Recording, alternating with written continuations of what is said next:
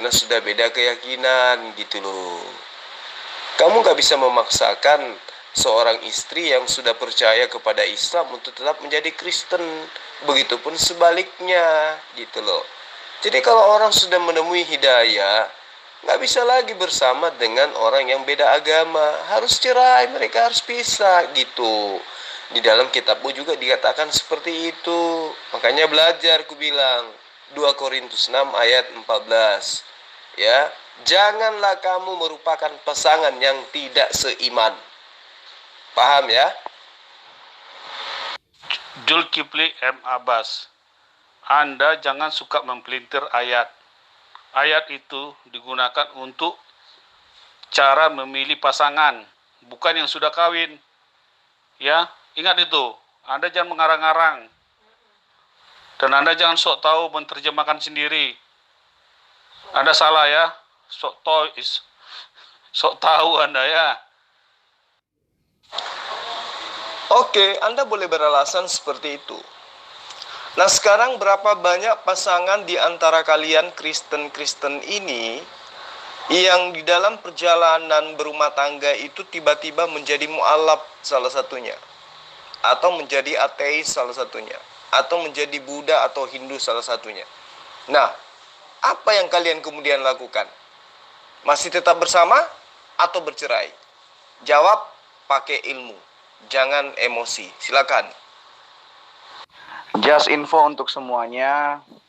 Ternyata beberapa akhir ini banyak sekali kumpulan atau komplotan jihadis badut yang merasa tersakiti, merasa risih, ya, merasa terganggu dengan kehadiran Ustadz Ferguson, sehingga mereka berkomplot untuk mengarang chat palsu. Untung saya bisa mendapatkan chat ini walaupun ada sedikit kerja keras lah.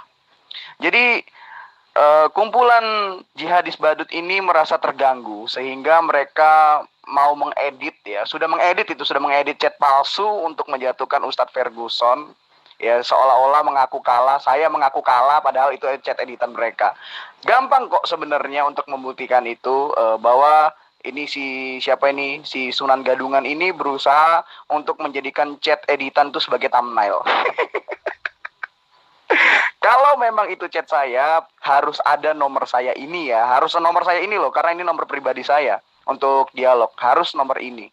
Kalau tidak ada, maka ya jangan kamu percaya, karena banyak sekali tipuan-tipuan atau kelicikan-kelicikan takiyah umat Islam yang sengaja untuk menjatuhkan. Jangankan saya, Allahnya sendiri ditipu kok dalam Quran surah An-Nisa ayat 142. Orang-orang munafik, yaitu Islam, menipu Allah dengan berpura-pura tentang masalah sholat itu. Jadi itu aja yang ingin saya klarifikasi kepada semuanya, bahwa ternyata akhir-akhir ini banyak sekali kumpulan jihadis badut yang tersakiti, kalah debat dengan Ustadz Ferguson. Akhirnya mereka berkomplot yang enggak. Lumayan saya dapat buktinya. Andai saja kamu itu ada ilmu, kemungkinan editan kamu itu benar, ya. Tapi masalahnya kamu gak ada ilmu. Jadi buat apa ngedit gitu loh? Mau memfitnah Ferguson? Hah? Apanya yang Ferguson itu mau difitnah? Gak penting. Sekarang aja dia sudah mengaku ustadz, iya kan? Artinya dia tidak pede ngaku pendeta, padahal dia sekolah teolog. Malah ngakunya menjadi ustadz. Artinya Islam itu adalah agama yang baik. Islam itu agama yang indah. Kenapa? Karena seorang pemakan babi pun rela, ya, memproklamirkan dirinya menjadi ustadz. Ustadz Ferguson katanya. Sementara kami umat Islam, amit-amit kalau kami itu ada yang mau ngaku-ngaku pendeta, amit-amit tralala tralili, najis. Ya, kenapa? Karena ya itu adalah sebuah kehinaan bagi kami. Menjadi penyembah manusia itu adalah kehinaan, apalagi menjadi seorang yang mengajarkan untuk menyembah kepada manusia.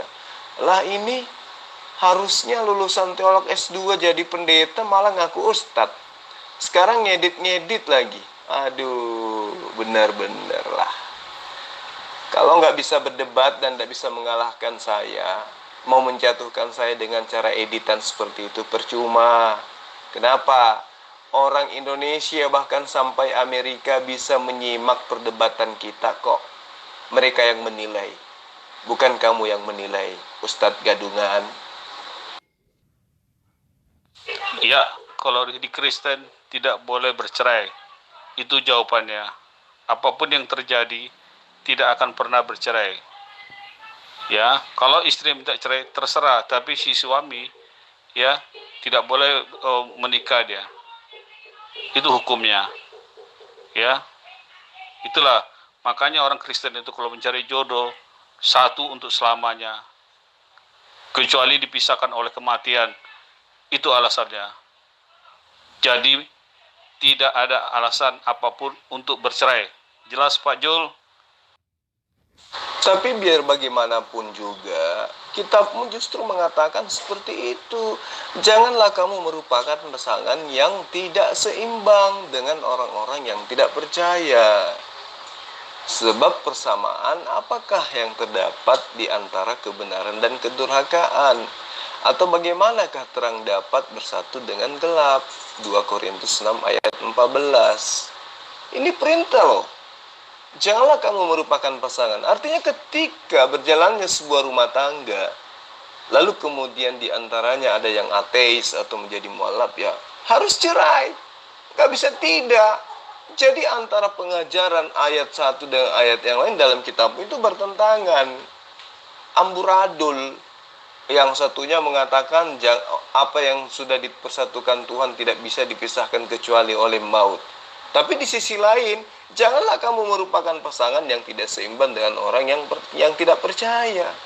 Nah, orang yang tidak percaya di sini maksudnya adalah orang yang tidak percaya bahwa Yesus itu adalah Tuhan. Nah, bagaimana kalau tiba-tiba istri kamu sementara ini masih percaya kepada Yesus, lalu kemudian kelak dia mendapatkan hidayah karena sering mendengarkan penginjilan saya. Lalu kemudian dia mualaf. Berarti kan dia tidak percaya lagi dengan Yesus. Nah, perintahnya, janganlah kamu merupakan pasangan. Lantas di sisi lain di ayat lain dikatakan, apa yang dipersatukan Tuhan tidak bisa dipisahkan oleh manusia kecuali oleh maut. Nah, yang mana yang kamu harus pilih? Dan yang mana yang firman Tuhan? Bingung kan kamu? Jadi begini Om, Sunan Gadungan dan komplotannya ini merasa sakit hati dengan saya. Trauma.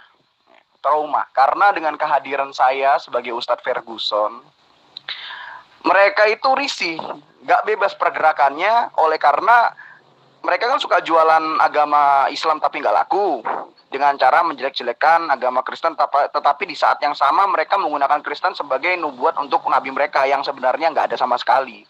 Nah, miris kan? Nabi mereka itu kan dibuang dan ditolak oleh Yahudi dan Kristen. Ya, nabi mereka dan sembahan mereka. Tetapi di sisi lain mereka menggunakan Alkitab. Nah, karena ada kehadiran saya di sini, membuat mereka itu pergerakannya nggak bisa bebas karena saya selalu membalik dan mentampar pipi mereka dengan Quran mereka sendiri. Nah, akhirnya apa? Mereka merasa kalah, mereka merasa tersakiti sehingga mereka mengarang chat palsu sama seperti nabi mereka mengarang kitab palsu ya 11-12 lah. Namanya buah kan nggak kalau jatuh nggak jauh dari pohonnya ya kan. Nah, itulah yang berusaha diterapkan oleh jihadis badut ini. Yang bertujuan untuk menfitnah saya, mengarang-arang chat palsu untuk menghancurkan saya. Tapi saya sebenarnya nggak berefek apa-apa untuk saya kalau mereka misalkan mengarang-arang chat palsu. Toh juga saya sudah punya bukti bahwa mereka sudah berkomplot gitu. Jadi tinggal saya tunjukin aja buktinya dan wawawalam mereka yang akan malu sendiri gitu. Nah, sangat mudah. Saya teringat dengan chat yang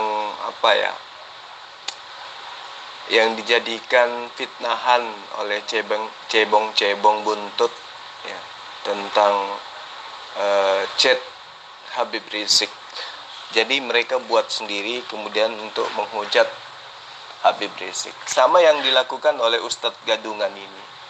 Katanya kami teolog jalanan ini sakit hati sama mereka, sama dia, karena alasannya dia menjabarkan Al-Quran.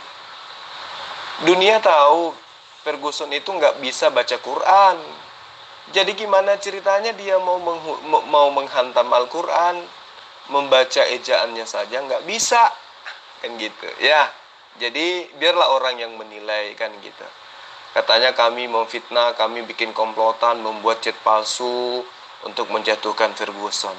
Yang dijatuhkan itu adalah orang yang paham ilmu. Lalu kemudian kita jatuhkan. Lah Ferguson ini paham apa coba kira-kira para sahabat? Baca kitabnya dalam bahasa original teks aslinya nggak bisa. Baca kitab Al-Quran dalam original teks nggak bisa. Lantas dia bisa apa? Cuman bisa menghujat. Lalu kemudian katanya dia sakit hati karena Rasulullah Muhammad SAW tidak diterima oleh Kristen. Ada-ada aja. Yang harusnya sakit hati itu adalah mereka Kristen ini yang tidak diterima oleh Yahudi, kan gitu. Padahal mengakunya Tuhannya lahirnya orang Yahudi, mati di Yahudi, dibunuh oleh karena prakarsa orang Yahudi, adanya di Yahudi, sejarahnya di Yahudi. Tapi faktanya Yahudi sampai sekarang masih tidak percaya dan tidak akan percaya kepada konsep keagamaan Kristen. Ya, justru Kristen inilah yang sakit hati. Kalau Islam tidak diterima di Israel, wajar. Islam lahirnya di mana? Islam lahirnya di Arab. Islam lahirnya di Mekah. Dan Mekah menjadi markas besar. Ya. Mekah menjadi tempat lahirnya Islam, dan di sanalah menjadi tumpuan pemersatu Islam. Sejatinya kalau ajaran Kristen itu benar, maka Israel adalah markas besarnya Kristen. Tapi faktanya kan tidak. Di Roma. Nah, sejarah membuktikan Roma itu adalah penganut ajaran dewa-dewi. Kan gitu. Jadi para sahabat sekalian, karena Ferguson ini sudah berani untuk untuk mengaku diri sebagai ustadz, itu justru lebih membuka mata dunia bahwa Kristen itu memang tidak punya malu dan mereka bangga terhadap kebohongan. Untuk itulah kemudian para sahabat, saya tentu juga harus mengaku bahwa saya adalah kristologi. Karena memang saya menguasai kitab mereka, ya kan? Jadi selama berabad-abad, arti daripada kristologi itu dipegang teguh sebagai pembelajaran tentang Yesus yang adalah juru selamat. Nah, saya juga mengajarkan itu dengan menggunakan bahasa yang digunakan oleh orang Kristen, si Ferguson ini. Jadi, berbeda dengan dia yang mengaku ustadz, membaca ejaan Arab aja nggak bisa. Nah, kalau saya lebih jauh daripada hal tentang kristologi, ya, yang mana kristologi itu terjemahan umum dari frasa kata kristologi dari ilmu yang berkaitan dengan Kristen, kan gitu ya. Dan itu saya lebih paham dari si Ferguson ini, karena saya lebih paham dari dia sampai dia mengaku ustadz, kan gitu ya. Jadi rekan-rekan sekalian, pengenalan pertama tentang ketuhanan yang satu, yang esa, yang ahad kepada orang-orang penyembah-penyembah dewa-dewa seperti Ferguson ini, itu dilakukan oleh para pengikut ajaran Yesus atau Isa alaihissalam kepada orang Yunani dan Eropa yang berada di lingkungan tanah jajahan Romawi, yaitu Yudea dan Galilea pada saat itu. Jadi murid-murid Yesus memperkenalkan tentang Elohim, tentang Allah. Kepada siapa? Kepada Kristen mula-mula, kepada orang Romawi dan kepada orang Yunani. Nah, pengenalan akan konsep ketuhanan la ilaha illallah ini berlangsung saat terjadinya kontak sosial antara para pedagang Yahudi, nelayan Yahudi, dan para sahabat Yesus atau murid-murid Yesus, ya, yang adalah pengikut Yesus dengan orang-orang yang pada saat itu berada di wilayah Eropa. yang berada di wilayah Eropa dan berada di wilayah Asia kecil dan tepian barat benua Eropa. Nah, dari sanalah kemudian kita kenal nama Antioquia, Tarsus, Siprus, ada lagi yang disebut dengan Paphos, Laodikia, dan banyak hal yang kemudian menjadi nama daripada surat-suratnya penganut-penganut dewa-dewi ini, seperti Kolose, Efesus, Filipi, Galatia, dan seterusnya. Nah, selaras dengan apa yang dituliskan di dalam catatan sejarah para sahabat, karena si Ferguson Ustadz palsu ini sudah mencoba untuk menipu dirinya sendiri, mengakui dirinya sebagai Ustadz, maka perlu kita ketahui bersama bahwa telah dibuktikan secara absah kurang lebih 2000 tahun yang lalu adalah seorang laki-laki di tanah Yudea atau dengan kata Yehuda, dari nama anak Yakub yang berkembang kemudian kita kenal dengan sebutan Yahudi, itu yang mengajarkan kepada orang-orang Romawi dan Yunani, murid-muridnya maksud saya, yang mengajarkan kepada orang non-Yahudi tentang ketuhanan, sehingga mereka yang menyembah Theos, ya, mengenal nama Elohim, Allah, dan seterusnya. Sehingga kenapa Kristen muncul kemudian antara perpaduan ajaran Yudaism dengan ajaran Romawi, muncullah Kristen. Sehingga jangan heran kalau Kristen itu ke Yahudi-Yahudian dan juga ke Yunani-Yunanian, ke Romawi-Romawian. Kenapa? Karena memang ajarannya itu bersumber daripada Yunani dan Romawi kuno, seperti itu. Jadi Ferguson ini frustasi sehingga dia membuat chat sendiri, kemudian mengedit nomor saya, kemudian memfitnah saya melakukan hal yang dia inginkan, padahal itu semua adalah fitnah. Iya Om, alhamdulillah wa syukurillah, segala puji bagi Tuhan Yesus yang Maha Kuasa, yang awal, al-awalu wa al-akhiru, yang terkemuka fi dunia wal akhirat, ya, karena sudah membantu saya punya teman, ngertilah teknologi, dia bisa memberikan bukti itu, ngerti dia teknologi, cara gimana ya kalau jelasinnya ya, dia itu bisa kayak semacam menyadap chat-chat yang kiranya mengganggu saya gitu. Jadi dia ini kayak membantu saya gitu lah istilahnya. Nah, untung saya punya teman dan puji Tuhan, ya alhamdulillah teman itu ikhlas menolong saya dan mengkuliti ya aksi mereka ini yang berniat untuk menebarkan fitnah licik, ya, fitnah takiyah, An-Nisa ayat 142 ya. Allah aja bisa mereka tipu kok, ya kan, apalagi saya. Saya mah bukan apa-apa bagi mereka, dilahap doang kan, namanya juga tipuan licik. Tapi untung ada perlindungan dari Tuhan Yesus sehingga saya pun tidak bisa diazab oleh Allah gitu. Ya itu aja sih menurut saya. Saya sudah punya pegangan ini dan bisa saya tunjukkan, saya bisa expose kemanapun yang bisa ya kiranya membuka aib mereka supaya mereka tuh sadar dan berhenti menyebar fitnah. Kamu itu kira-kira mau difitnah apa? Kamu itu mau difitnah apa? Dan siapa di kalangan umat Islam yang sedang membicarakan kamu? Coba lihat, ada nggak sesuai dengan fitnahan editan kamu itu? Ada nggak di konten saya itu membahas tentang kamu, membicarakan tentang kamu, atau menuliskan tentang kamu? Atau kamu sibuk sendiri dengan teman kamu? Jadi dalam ajaran agama Islam itu tidak dibenarkan memfitnah, ya, apalagi mengedit-ngedit hal-hal yang tidak penting. Kalau kamu itu cerdas, kamu itu pintar, atau kamu itu pernah mempermalukan saya di dalam debat, ya mungkin bisa jadi ya apa yang kamu katakan itu benar. Tapi kan selama ini kamu gak pernah menang debat denganku. Jadi untuk apa lagi kamu mau dijatuhkan? Orang udah hancur kayak gitu mau dijatuhin lagi. Apalagi dengan cara-cara yang tidak baik. Ya, kamu harus tahu, nomor HP saya itu saya sebarkan kemana saja. Jadi siapapun yang punya nyali untuk berdebat dengan saya, yuk silakan, nomor saya itu ada. Nah, saya sebarkan kemana-mana. Sehingga apa? Banyak orang yang chat kepada saya. Pura-pura menjadi Islam lah, tapi saya tahu. Pura-pura menjadi mualaf lah, saya tahu. Ujung-ujungnya minta duit, saya ngerti. Banyak yang ngechat saya seperti itu.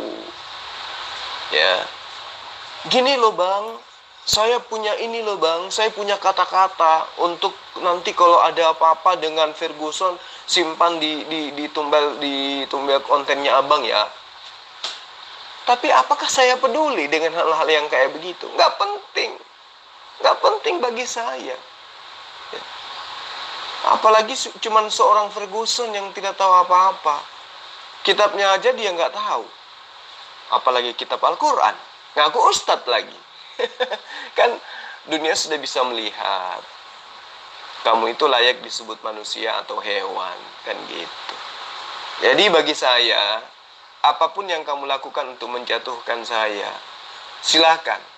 Silakan kamu lakukan apapun itu. Namun, pegangan saya hanya terhadap Allah Subhanahu wa ta'ala. Dan biarkan orang-orang di luar yang menilai. Kan gitu ya. Saya tidak perlu bela diri. Saya tidak perlu membuktikan apa-apa. Yang pasti bagi saya, kamu bukan siapa-siapa. Jangankan Ferguson. Ya. 7 turunan sebelum Ferguson yang mengajarkan tentang kristologi pun saya tidak gentar. Apalagi Anda yang tidak ada ilmu sama sekali.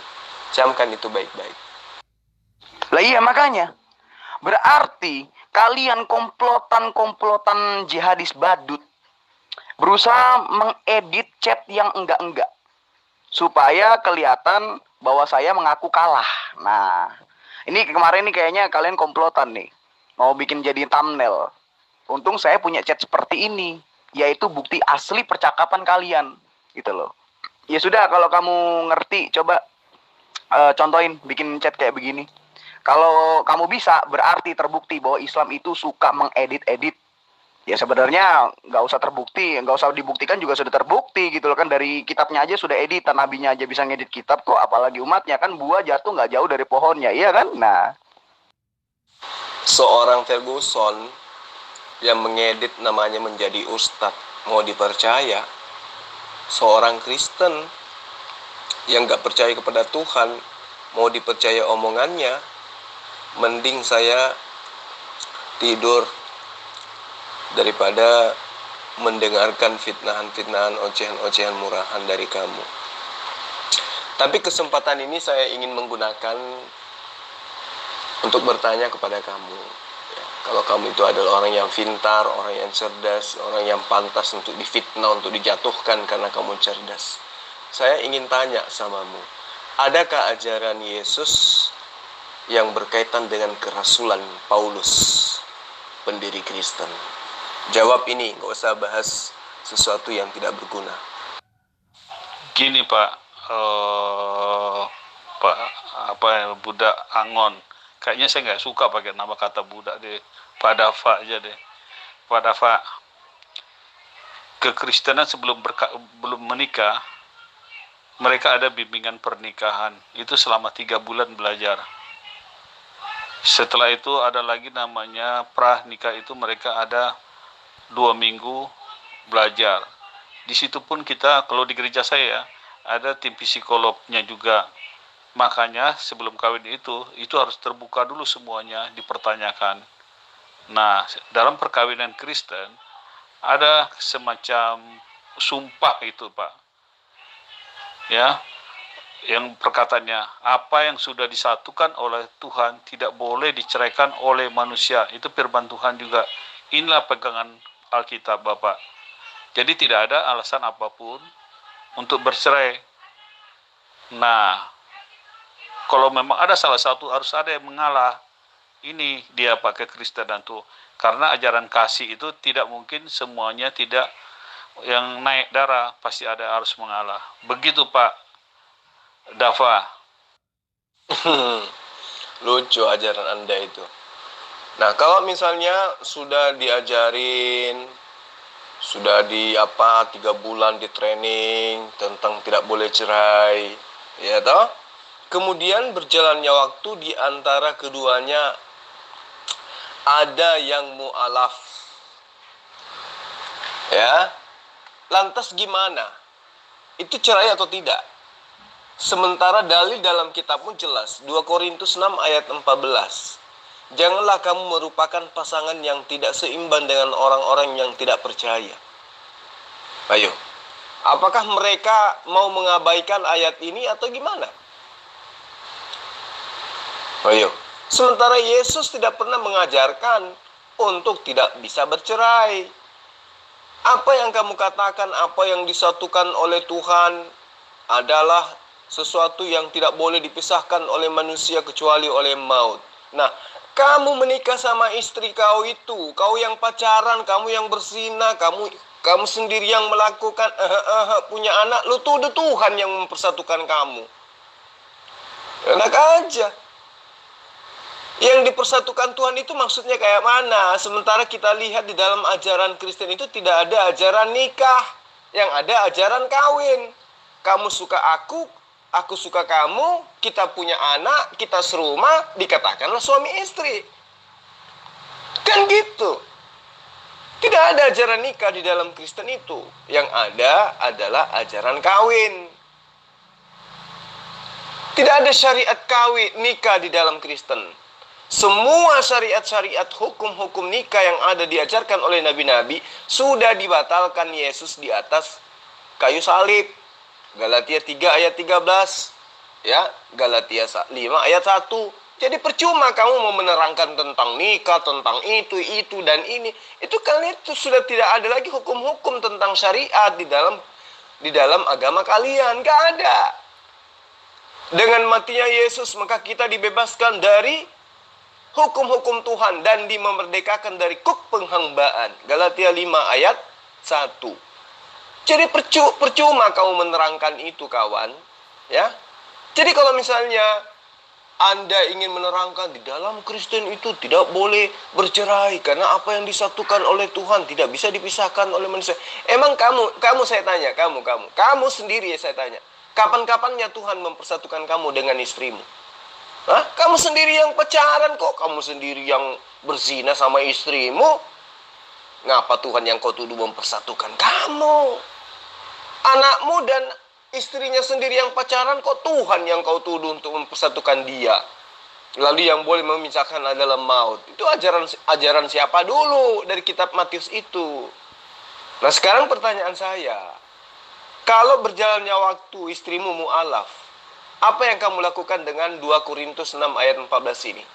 Yang mengatakan janganlah kamu merupakan pasangan yang tidak seimbang. Gimana solusinya tuh? Anda ini memang tidak paham maksud saya. Ya. Maksud saya yang kamu share itu, ya, screenshot itu adalah buatan kamu sendiri atau komplotan kamu. Lalu kamu share di grup-grup dan berkor-kor seolah-olah itu adalah percakapan umat Islam, percakapan Bang Zul dengan saudaranya. Iya kan? Anda kira Anda sudah cerdas dengan berbuat demikian? Tambah kelihatan, Bung, Anda itu tidak punya ilmu, seperti tikus yang ketakutan, tidak punya cara lagi bagaimana menjatuhkan Islam sehingga menyerang pribadi dengan mengedit-edit gambar seperti itu. Hah? Jangankan gambar seperti itu, Al-Quran aja Anda edit, iya kan? Itu Dinda yang kayak gitu-gitu nggak usah digubris, biarin aja. Maksudnya pijakan kita kan Allah, ya kan? Mereka mau mengatakan apapun tentang kita, tentang saya, terserah dia loh, dia orang Kristen, tahu sendiri kan kayak mana. Jadi cuekin aja, mending ajak dia berdebat. Ya, percuma orang-orang kayak gini tuh, manusia aja bisa diedit jadi Tuhan. Tuhan aja mereka bisa edit jadi roh, jadi merpati. Jadi apalah artinya sebuah chat-chat yang mereka buat seperti itu? Maklumi aja, wong dia sekarang ngaku ustadz kok.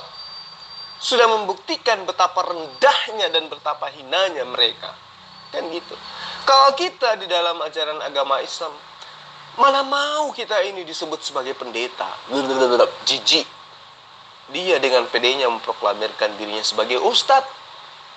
Artinya orang yang percaya kepada Allah, orang yang percaya kepada Quran, orang yang percaya kepada kenabian Rasulullah Muhammad sallallahu alaihi wasallam. Tapi nyamar, artinya serigala berbulu domba alias setan, kan gitu. Jadi hal-hal seperti itu biarin aja, cuekin aja. Allah Maha tahu kok. Dan lucu aja kan, selevel dia, kita mau edit untuk menjatuhkan dia. Emang dia siapa? Ibaratkan kotoran, mohon maaf, ibaratkan sampah. Buat apa diedit supaya sampahnya menjadi bau? Namanya udah sampah, pasti bau dengan sendirinya. Tanpa difitnah pun pasti udah bau, tanpa dijatuhkan pun pasti udah bau. Jadi biarin aja. Yang namanya Ferguson itu adalah setan berwujud manusia, itu pasti. Namun kita tidak boleh putus asa terhadap kemurahan dan kasih sayang Allah. Mana tahu kelak dia mendapat hidayah. Kan rata-rata pembenci-pembenci Islam yang justru yang mendapat hidayah, iya kan? Seperti Abu Bakar, Utsman, Ali, dan seterusnya. Mereka-mereka itu adalah pembenci-pembenci dan pemfitnah-fitnah Rasulullah. Jadi ya kita doakan saja, mudah-mudahan Ferguson ini bisa mendapatkan hidayah dari Allah. Kenapa? Karena ya benar yang Dinda sampaikan tadi. Dia sudah tidak punya materi, sudah tidak punya siasat untuk menjatuhkan kita selaku debater. Karena kita menghujat langsung apa? Istilahnya merontokkan langsung imannya sampai ke jantung. Maka mereka frustasi membuat sebuah cerita untuk justru dia yang ingin menjatuhkan saya, kan gitu. Tapi biarin aja, ajak aja berdebat, coba ditanyai dia. Apa yang Yesus ajarkan tentang kerasulan pendiri Kristen bernama Paulus? Pasti dia nangis. Lihat aja. Pak Jul yang terhormat, itu digunakan apabila kita mencari pasangan. Ya, tidak boleh satu Kristen, satu Islam, itu tidak boleh di Kristen. Itu jelas ya Pak ya. Itu Alkitab loh Pak ya. Saya bicaranya ini Alkitab. Tidak boleh antara terang dan gelap, itu tidak mungkin satu. Itu artinya Pak. Jadi kalau sebelum nikah kita tidak boleh beda. Begitu Pak Jul. Gak usah dipelintir lah. Ya, gak usah bilang-bilang kontroversi, kami lebih tahu kitab kami. Yang bisa menilai itu kami. Pak Jul gak berhak menilai Alkitab. Oke? Gak bisa saudara mengatakan Anda lebih tahu kitab Anda daripada saya. Gak boleh. Karena fakta mengatakan